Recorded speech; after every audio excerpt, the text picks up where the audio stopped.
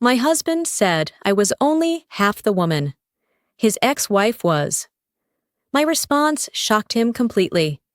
If you believe no woman should ever be compared to an ex or made to feel less than in her own home, please consider subscribing. It's free and it helps this story reach others who need to hear it. Now let me tell you exactly what I did next. I am Lauren Matthews. The story began 8 years ago in the small coastal town of Millfield, where I first met George Harrison at a community fundraising event for the local children's hospital. George was a handsome, well-spoken man in his 30s, carrying the calm confidence of someone who had been through major storms and come out stronger on the other side. I was immediately drawn to him, not just because of his good looks or his successful career as a regional sales director for a medical equipment company, but because of the way he spoke about his 2 small children with clear love and fierce devotion. George's first wife, Vanessa, had left him for another man 3 years earlier, leaving him alone to raise 6-year-old Jack and 4-year-old Emma. The tragedy was etched into him. His eyes still held a deep sadness that spoke of immense loss. But within that sadness was also an unusual strength that I found both moving and magnetic. This was a man who had faced the worst thing a father could endure, and somehow found the strength to keep building a life for his children. At that time, I was 28 years old, working as a nurse at the same children's hospital where the fundraiser was held. I had always been drawn to caring for others, both in my career and in my personal relationships, and I was deeply moved by George's story and the obvious devotion he had for his children. Our first conversation lasted nearly 2 hours, covering everything from our shared love of hiking to our similar values about family responsibility. Our relationship moved slowly because from the very beginning, George made it clear that his children would always come first, and that any woman in his life, any woman who stayed by his side, would have to understand and accept that reality. I not only accepted it, I fully embraced it. I had always dreamed of having a family, and the chance to be a mother to Jack and Emma while building a new life with George felt like a gift rather than a burden. The next 3 years of dating were marked by careful blending and genuine bonding. I spent countless afternoons and weekends with George and the children, attending soccer games and school plays, helping with homework, and slowly becoming not just George's girlfriend, but a real mother figure in the daily lives of Jack and Emma. The children, who were naturally wary of any woman who might replace the mother they loved. Jack, who was 6 when his mother left, was old enough to clearly remember Vanessa and was initially the more cautious of the two. He tested my patience and my commitment in the way grieving children often do, sometimes pushing boundaries or comparing me to the mother he had lost. But I stayed steady, and through my genuine interest in his love for baseball and science fiction, along with my patient understanding of his need to work through his pain, I slowly won him over. Emma, younger and more open, welcomed my presence in her life with the wholehearted enthusiasm that only a child can bring to new relationships. Within the first year, she began calling me Mom, a change that filled me with both joy and fear, because I understood the heavy responsibility that title carries. George's reaction to this change was completely positive. He saw it as proof that his children were healing and that their small family was becoming whole again. The wedding, when it finally took place, was held simply with the presence of close family and friends. George insisted on keeping everything modest, partly for financial reasons, but mainly because he felt that an elaborate ceremony would be disrespectful to the memory of his ex-wife. At that time, I was still wrapped in happiness, and I completely agreed. I had always believed that marriage was about building a solid, loving home for the children, rather than making a social statement or indulging romantic fantasies. The early years of our marriage unfolded exactly as I had hoped, even more so. I officially adopted Jack and Emma, a legal procedure that felt like the most natural thing in the world, but also a deep commitment to truly becoming their mother in every sense of the word. When I became pregnant with Mason 2 years after the wedding, the whole family shared the joy. Jack and Emma were thrilled at the thought of becoming big siblings, and George seemed genuinely happy that our family was growing. Mason's birth brought a new kind of happiness into our family. He was healthy and beautiful, with George's jet black hair and Lauren's green eyes, and his arrival seemed to complete the family circle that had begun when Lauren entered their lives. Jack and Emma loved their little brother, with the special tenderness that older siblings often show, and George proved himself to be a loving and attentive father to his newborn son while still maintaining close bonds with his older children. During 4 happy years, our family life became the realization of everything I had dreamed of. We lived in a comfortable suburban home, with a wide backyard where the children could play, took family vacations to nearby beaches and mountains, and built daily routines that brought safety and happiness to the kids. George was a devoted father, always involved in school activities, coaching Jack's Little League baseball team, and never missing Emma's bedtime stories. I always felt incredibly lucky to be part of such a loving and close-knit family. The first signs of trouble appeared when I became pregnant with our second child. The pregnancy was planned and wanted, and at first, George seemed just as excited as he had been when we were expecting Mason. But as time passed, I began to notice subtle changes in his behavior. George started working longer hours, often not coming home until after the children were already asleep. When I asked about these extended absences, he explained that he was pursuing a promotion that could bring better financial stability for our increasingly large family. The explanations sounded reasonable, and I tried to support him, even though I found myself growing more and more exhausted as I had to shoulder more of the household and childcare responsibilities on my own. The late work nights were soon joined by weekend disappearances that George claimed were due to networking events and client meetings. Once again, these explanations seemed plausible given his ambitious career goals, but I could not shake the feeling that something fundamental was changing in our relationship. George seemed distracted and distant even when he was physically present, often spending entire evenings glued to his phone or laptop instead of talking to me or the children. Most troubling of all was George's growing irritability and impatience with the kids. The man who once had endless patience for Jack's struggles with math homework now snapped at small mistakes. The father who had never missed a single one of Emma's dance recitals suddenly found excuses to avoid school events. Even his relationship with Mason, once known for its playful affection, became tense and stiff. I tried many times to address these changes through gentle conversations and direct confrontation, but George consistently deflected or blamed me. He accused me of being demanding and needy, of not understanding the pressure of his work, and of expecting too much from him as a husband and a father. Those accusations cut especially deep, and my sense of insecurity kept growing. The breaking point came on a Tuesday evening in November, after George missed yet another important family event, the school play where Emma had been cast in the lead role in The Little Princess. I went alone, making excuses for George's absence to the other parents while watching Emma's face fall every time she glanced toward the empty seat where her father should have been sitting. When George came home after 10 that night, saying he had an urgent client matter and had to stay at the office, I decided we needed to have a serious conversation about the direction our marriage was heading. I had spent the entire evening after Emma's play thinking about the promises we had made to each other and to the children, and I no longer wanted to accept George's growing absence from our family life. "George, we need to talk," I said when he walked through the front door, his tie loosened and his expression already defensive.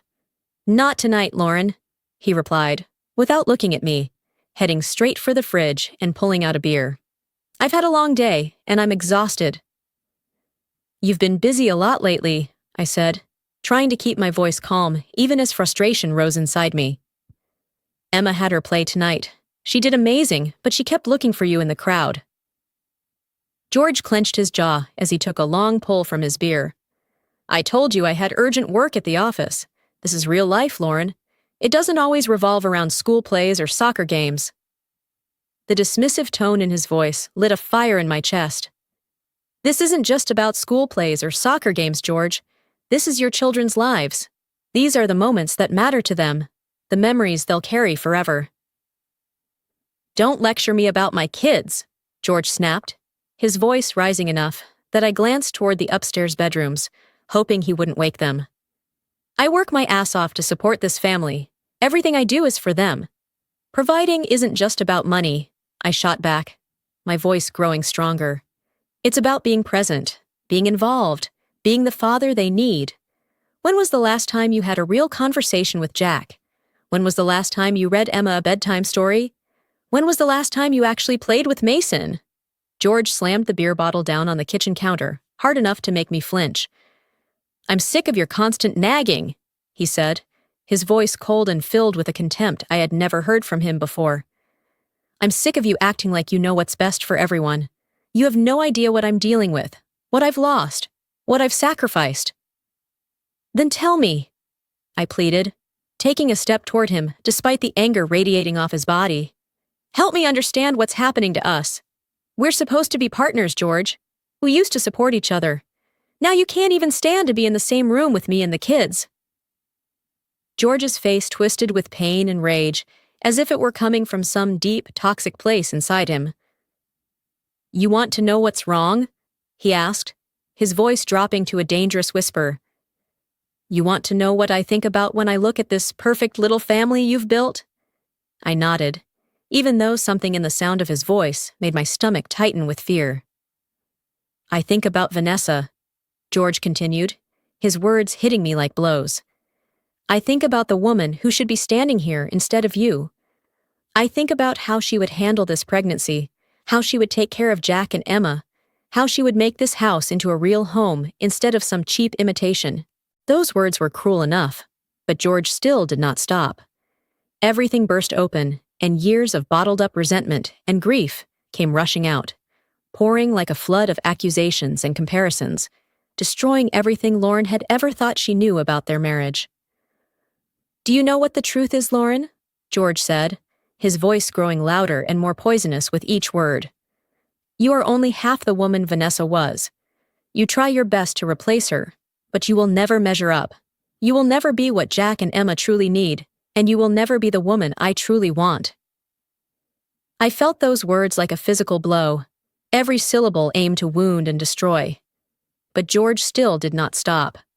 The final strike was already falling, the words that would haunt me for months afterward and change our marriage forever.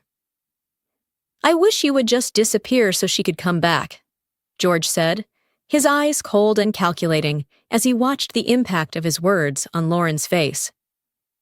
Sometimes I think how much better my life would be if Vanessa were still here, and you had never existed. The silence that followed was deafening. I stood frozen in the kitchen, the room where I had cooked thousands of meals for the family, where I had helped the children with their homework and kissed their scraped knees, where I had imagined growing old with the man who had just told me he wished I would vanish, so his first wife, who had abandoned him, could return. The life I had built, the identity I had formed as a wife and a mother, the love I had given and received, all of it collapsed around me in just those few horrific sentences. When I finally found my voice again, it was only a whisper. How could you say that to me? How could you say that about the mother of your children? George's expression did not soften. It only grew harder when he saw the devastation his words had caused. Because it's the truth, he said simply, and maybe it's time both of us faced it. The conversation could have ended there, with me retreating to nurse my emotional wounds, and George continuing his campaign of emotional destruction. But something inside me refused to accept that this was the ending of my story.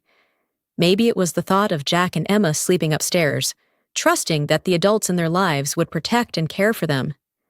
Maybe it was the life growing inside me, innocent of the poisonous forces that had infected my marriage. Or maybe it was simply the realization that I deserved better than to be destroyed by a man who had forgotten how to love anything except his own pain. I want you to leave, Lauren said, my voice growing steadier with each word. I want you to pack your things and get out of this house tonight. George laughed, a bitter laugh with no humor in it. This is my house, Lauren. These are my children. You can't throw me out just because I told you truths you didn't want to hear. These are our children, I corrected, emphasizing the word our. And they deserve better than to live with a father so full of hatred that he wishes their mother were dead. You are not their mother, George said, pulling out the card he clearly thought was his trump card. You're just the woman I married because I was lonely, and they needed someone to take care of them. Don't confuse convenience with love." Those words were meant to crush me, and for a moment they almost did. But as I stood there, absorbing the full cruelty of George, I realized that his attacks on me were never truly about me at all. They were about his own guilt, his own unhealed grief, his own failure to move past the tragedy that had shaped his life for so many years. "You're right about one thing," I said, my voice turning so steely it surprised both of us. "I'm not Vanessa. I didn't abandon my husband and small children to run after another man, and I never wanted to replace her in Jack and Emma's hearts. What I wanted was to love them, care for them, and help them build a happy life." I saw the anger flare in George's eyes. I took a breath, gathering the strength for the words I knew would be the most important I had ever spoken. "But if you think that means I will stand here and let you abuse me because you can't deal with your own pain, you're wrong. And if you think I will let you hurt these children because you're too selfish and broken to be the father they need, then you are even more wrong." George's confident smile faltered slightly as he began to realize this conversation was not going according to his script. "And exactly what do you think you're threatening, Lauren?" "I'm not threatening anything," Lauren replied calmly. "I'm telling you what is going to happen. Tomorrow morning, I will take my children and leave. You can keep your house, your memories, and your bitter, twisted version of love, but you can't have us anymore." Act 5. That night, after George finally stormed out of the house with threats about lawyers and custody battles, I sat alone in the bedroom and planned the hardest thing I had ever had to do. I was 6 months pregnant, emotionally shattered, and about to become a single mother of 2 children, one of whom had not even been born yet. The practical challenges ahead felt unbearable, but the other option, continuing to hold together a marriage that had become toxic and destructive, was unimaginable. The next morning, I was suddenly busy with a series of actions that, just 24 hours earlier, would have seemed impossible. While George went to work, probably expecting to come home to a wife who had caved in under his threats and ultimatums, I was quietly dismantling the life we had built together and preparing to rebuild it on my own terms. I started with the simplest thing, the phone George had left on the kitchen table, just like every rushed morning when he went to work. Sometimes he left it face down like that, as if confidently declaring that I was the kind of wife who would never snoop through her husband's phone. Before, he was right. I trusted him so completely that even if a notification popped up with the name Vanessa, I would tell myself it was just a coincidence, that their story was long over and belonged to the past. This morning, I no longer had the luxury of that faith. I picked up the phone, unlocked it with the code I knew by heart, the birthdays of Jack and Emma, and went straight to the messages. What appeared before my eyes was not the short, cold exchanges of 2 adults dealing with the aftermath of an old marriage. It was an entire private story they had been writing behind my back. I scrolled higher, past strings of laughing emojis, red hearts, images of 2 wine glasses clinking together, a photo taken from a hotel room overlooking the ocean, the hazy horizon in the distance, and Vanessa's message, "This place is just like the first time we ran away together, do you remember?" Beneath it was George's reply, "I've never forgotten."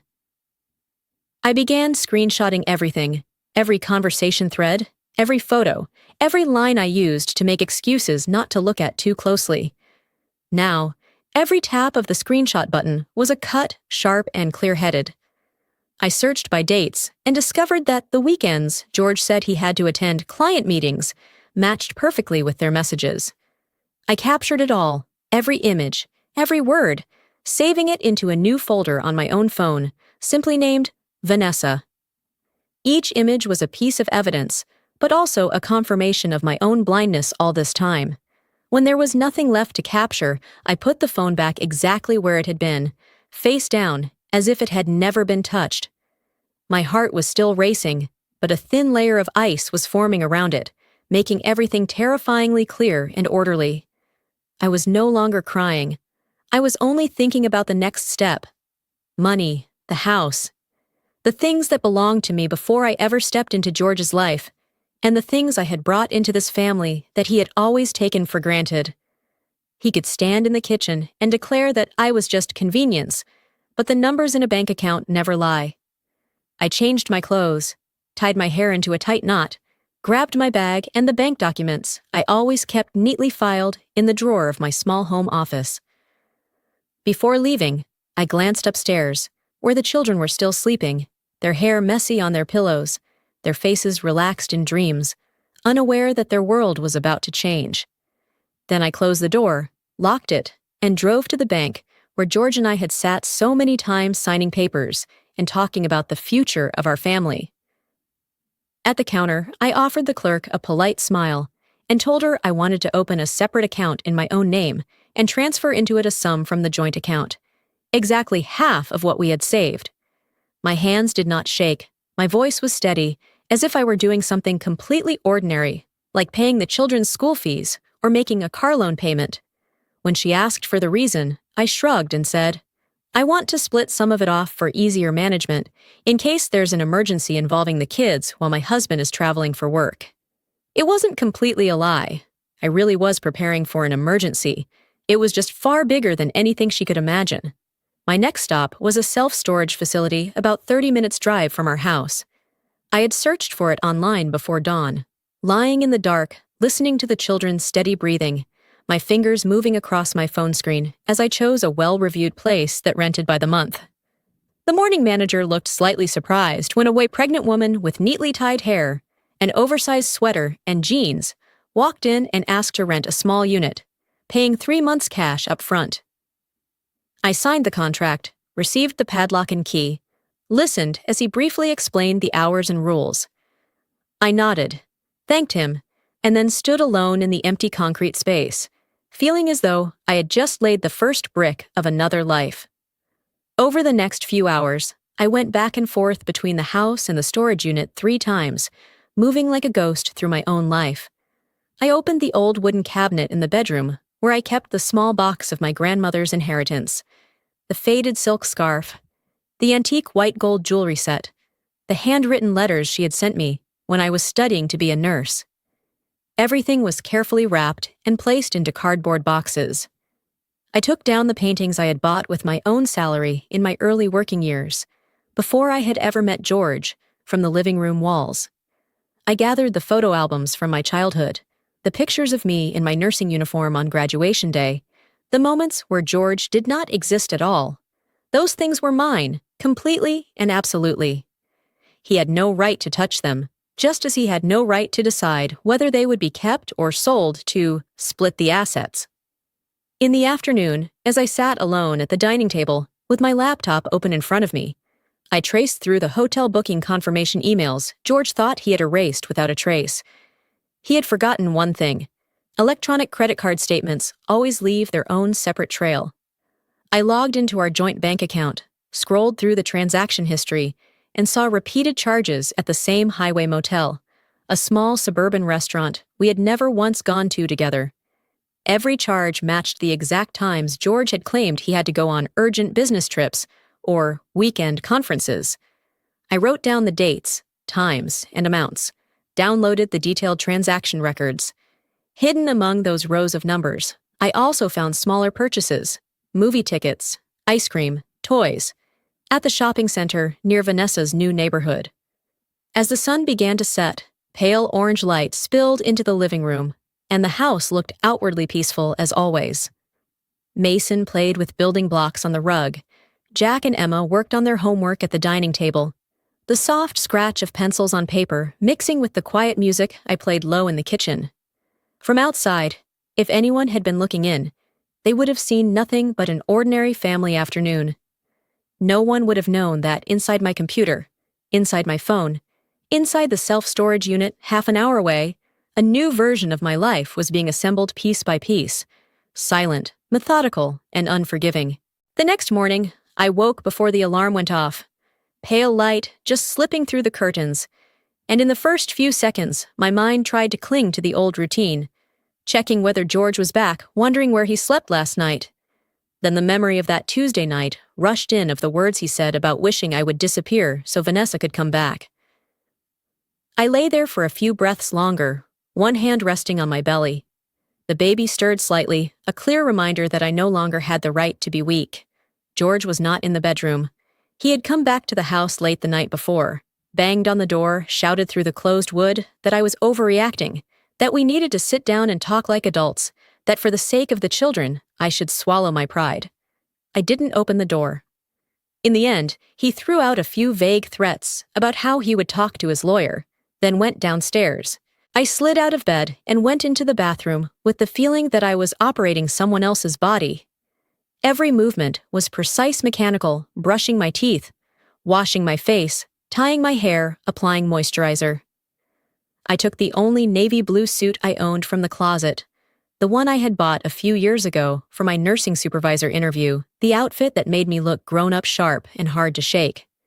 I did my makeup more carefully than usual, covered the dark circles, put on a deep shade of lipstick that sharpened my features.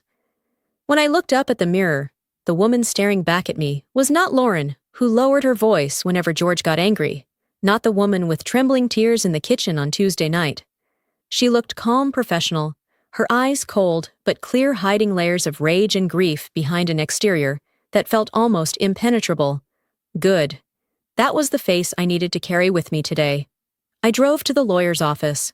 The city was waking up, neighbors, walking their dogs, children with backpacks waiting for the bus shops, opening their doors, pulling up shutters, arranging pastries behind glass displays.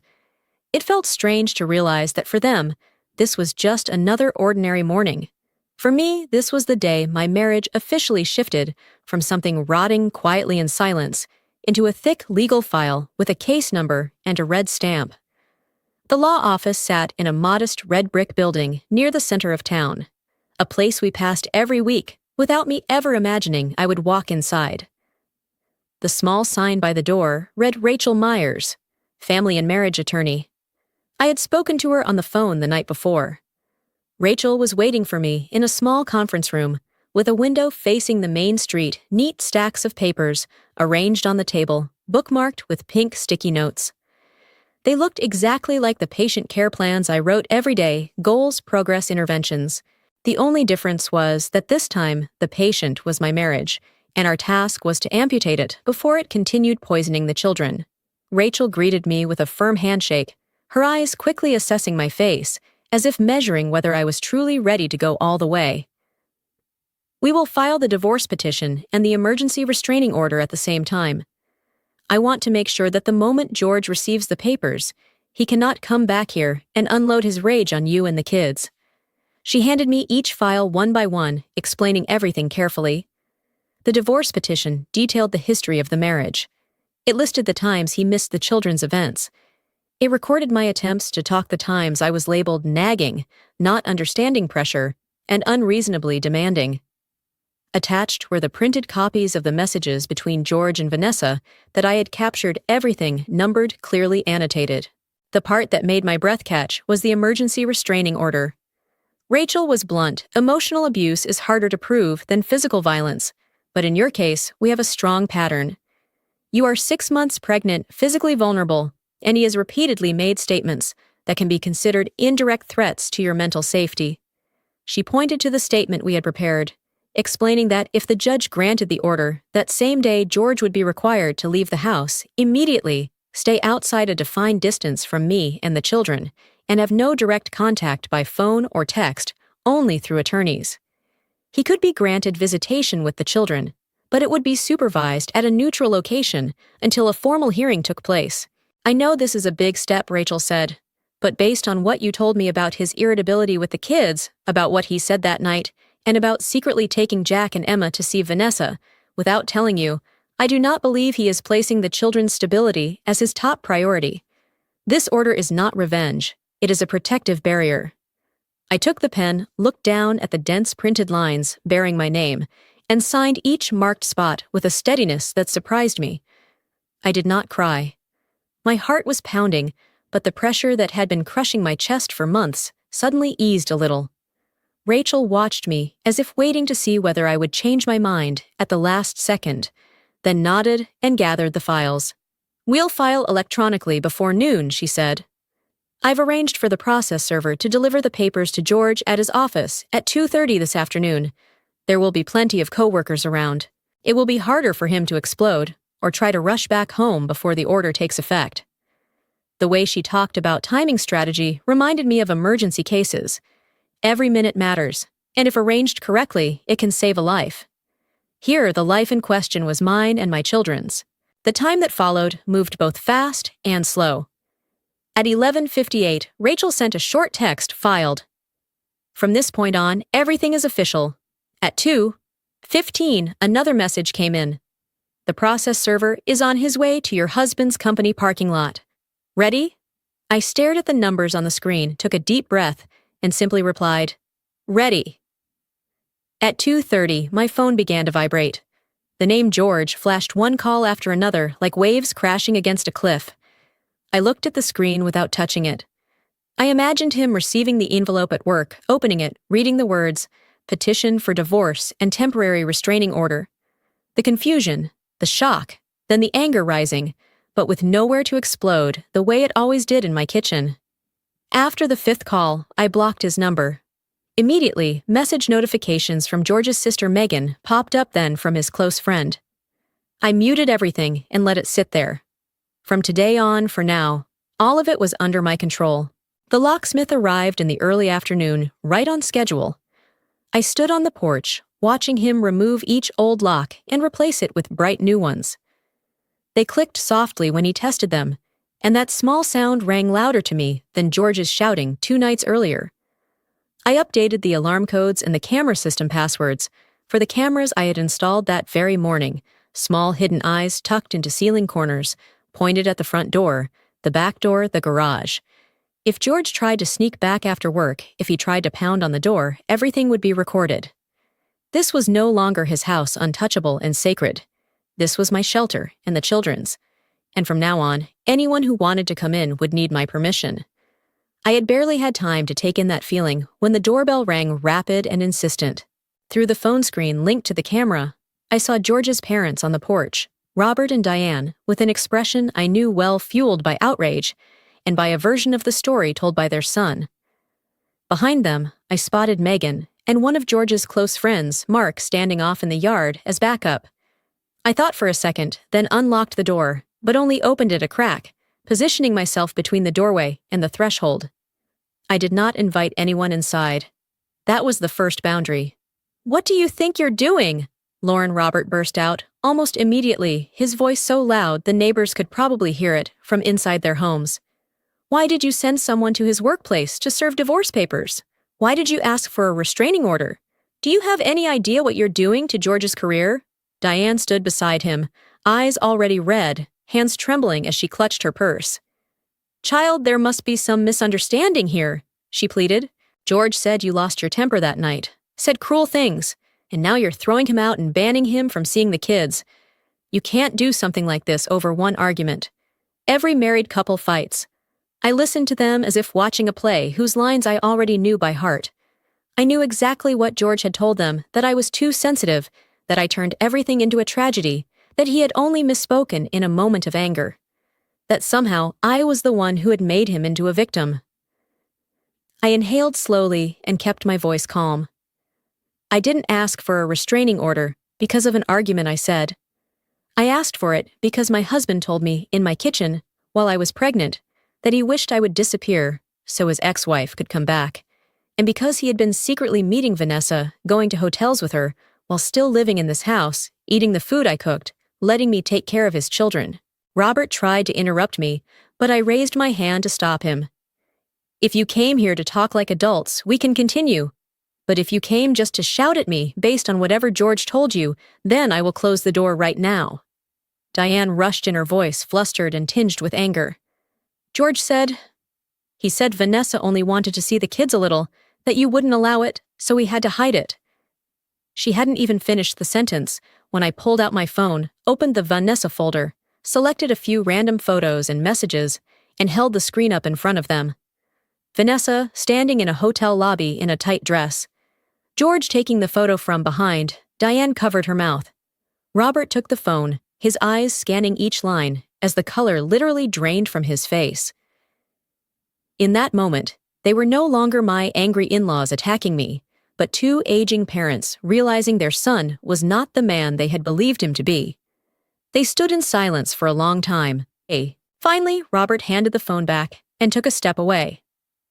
"George, he didn't tell us any of this," he stammered. I shrugged. I guess it wasn't convenient. They left without another word, their posture collapsed, heads bowed like people walking away from a funeral. I closed the door, locked it carefully, and leaned my back against the wood for a long moment, before realizing that I was shaking not from fear, but from the feeling of having just torn down a curtain of lies that had covered every relationship around me. That evening, Diane called again. I looked at her name on the screen, hesitated for a few seconds, then answered. Her voice was much smaller now, hoarse from crying. "I'm sorry, Lauren," she said directly. I thought it was just a mistake. I didn't know he had gone this far. I didn't know he would dare say those things to you while you're pregnant." She paused, sobbing. "I can't defend him anymore. But if there's anything I can do to help you and the children..." I listened to her, felt the genuine pain in her voice, but something inside me had already closed. I thanked her. We ended the call with a few polite words, with none of the warmth of the times she used to hug me in the kitchen in years past. I knew from here on my relationship with George's family would never return to what it had been, and I also knew with absolute clarity that there was nothing like before left that was worth holding on to anymore. In the days that followed, my phone turned into a kind of loudspeaker for the entire town of Millfield. George's friends, co-workers, and old acquaintances took turns texting and calling. Some scolded me for overreacting. Some begged me to think about the children. Some advised me to talk to George one more time and not let the lawyers manipulate me. What hurt the most was that not a single one of them asked me what had actually happened in that dark kitchen on Tuesday night. No one asked, "What did he say to you? You're pregnant? Are you okay?" They only knew the version. George told them that his wife had been thrown out of control by pregnancy hormones, that I wanted to cut him off from his children just because he was still talking to their mother. I answered only one person, Rachel, by forwarding those messages to her, so she could add them to the case file as proof that George was trying to control the narrative through others. The rest I left unanswered. I no longer felt the need to explain myself to every single person. My silence was a choice, and it was also a kind of weapon. It forced them either to accept that they did not know the whole truth, or to face the possibility that they were standing on the wrong side. The hardest part for me was explaining things to Jack and Emma. Jack, now old enough to sense the seriousness of what was happening, asked the question I had been dreading. "Are you and Dad getting divorced?" I looked into my children's faces and chose honesty over false comfort. "Mom doesn't know yet, sweetheart.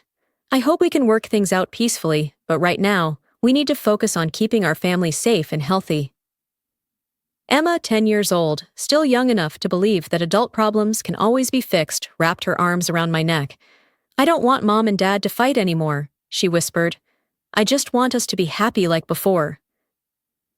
The innocence and trust in Emma's voice almost shattered my resolve. How could I explain to a child that sometimes love alone is not enough?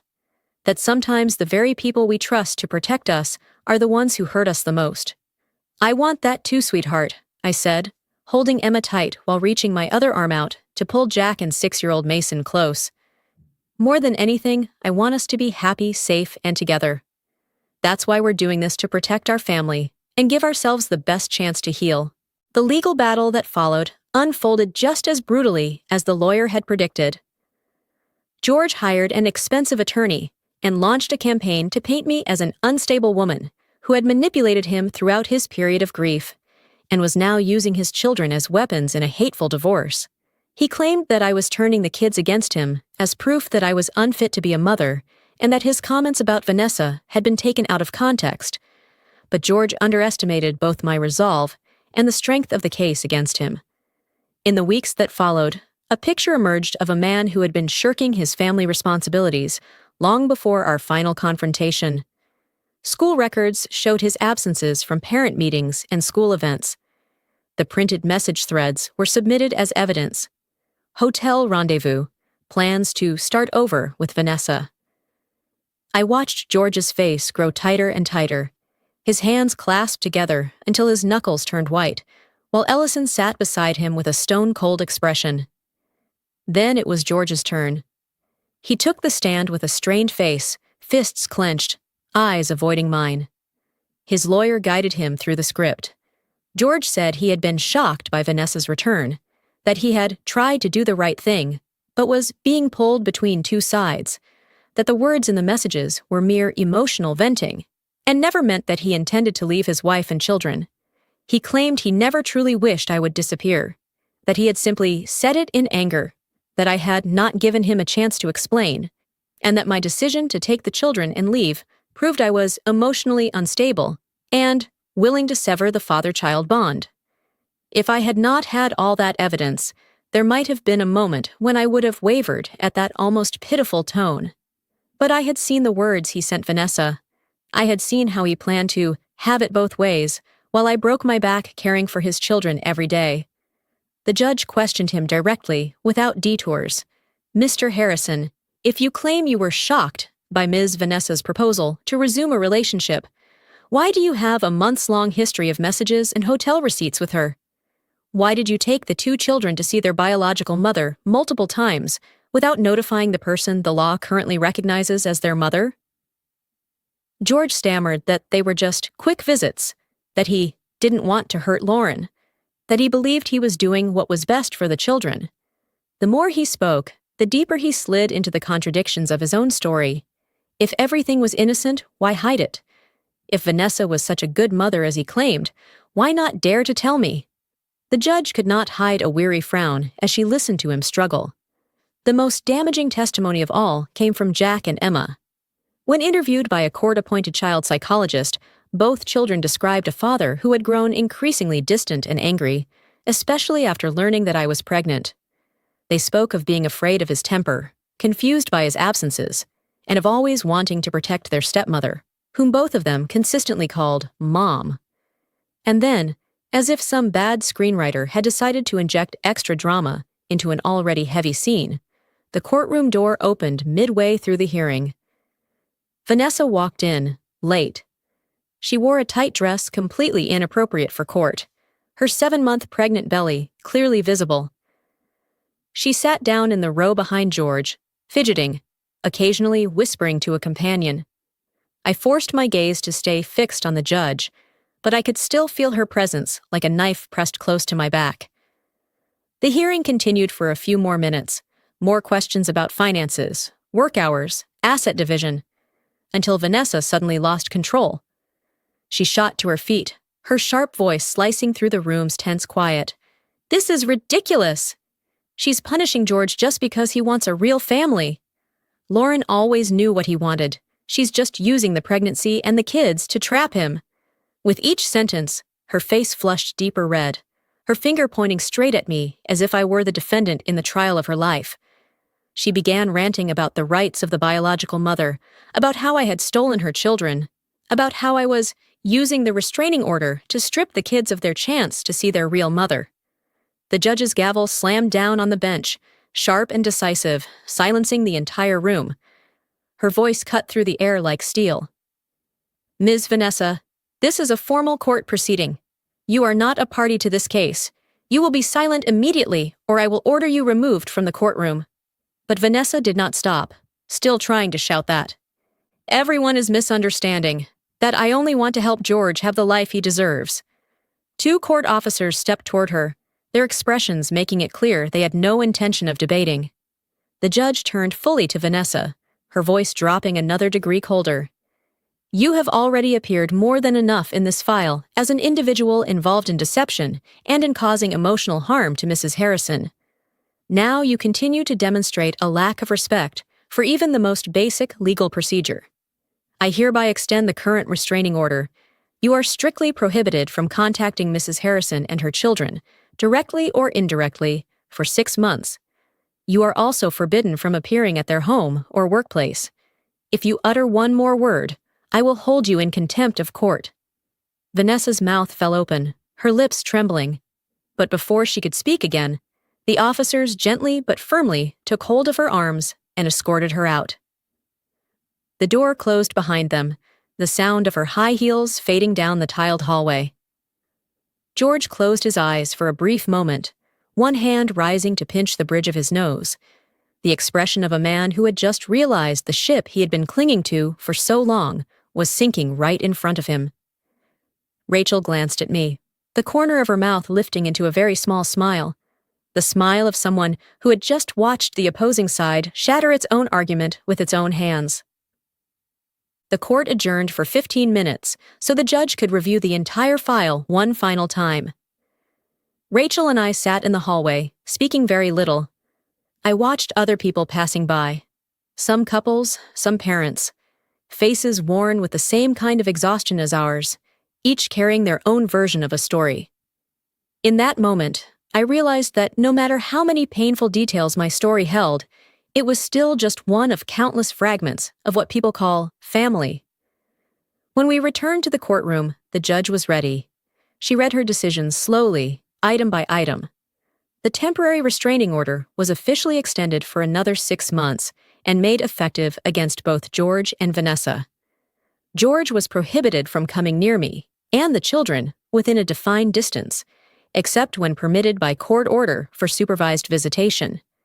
I was granted full custody of all 3 children.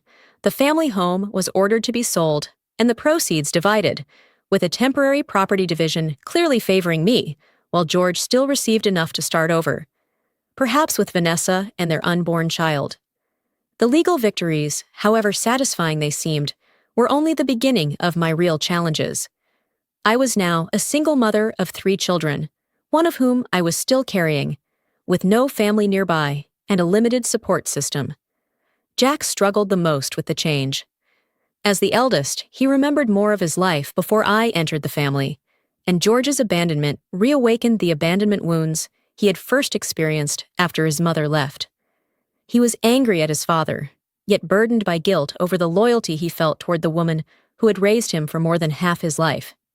Emma coped by pouring all her energy into school and activities, earning straight A's and excelling in dance with an intensity that worried me. She seemed determined to become perfect, as if excellence could somehow prevent any more loss from happening to her family. Mason, too young to fully understand what had happened, struggled with the absence of the father he adored and the tension that had marked the final months of what had once been a whole family. He began to have nightmares. The months after the divorce were marked by small victories and major challenges. I found work at a local hospital with a flexible schedule and good benefits. I connected with other single mothers through my children's school and community activities, building a support network that helped fill the gaps left by their fractured family structure. Most importantly, I sought counseling for myself and the children, recognizing that the emotional trauma from George's abuse and abandonment required professional support to be truly overcome and healed. The therapy sessions were difficult but essential, giving all of us the tools to understand and cope with our experiences. My 4th child, a daughter, Grace, was born on a snowy morning while Jack, Emma, and Mason waited anxiously in the hospital waiting room. Her arrival was both an ending and a beginning for my marriage to George. George's supervised visits grew increasingly rare as he and his ex-wife moved to another state and began building a family of their own. His contact with Jack, Emma, and Mason was reduced to birthday cards and Christmas gifts sent without any accompanying phone calls or personal messages. Vanessa, on the other hand, was completely different. She entirely ignored the existence of the 2 children, claiming that they had betrayed her. The story of my marriage to George and its aftermath became a cautionary tale for our former friends and neighbors, but for me, it came to represent something far more complex and ultimately more hopeful. It was the story of a woman who discovered her own strength in the face of emotional abuse, who chose her children's well-being over social expectations and financial security, and who rebuilt a life that was smaller in some ways, yet infinitely richer in the ways that truly mattered,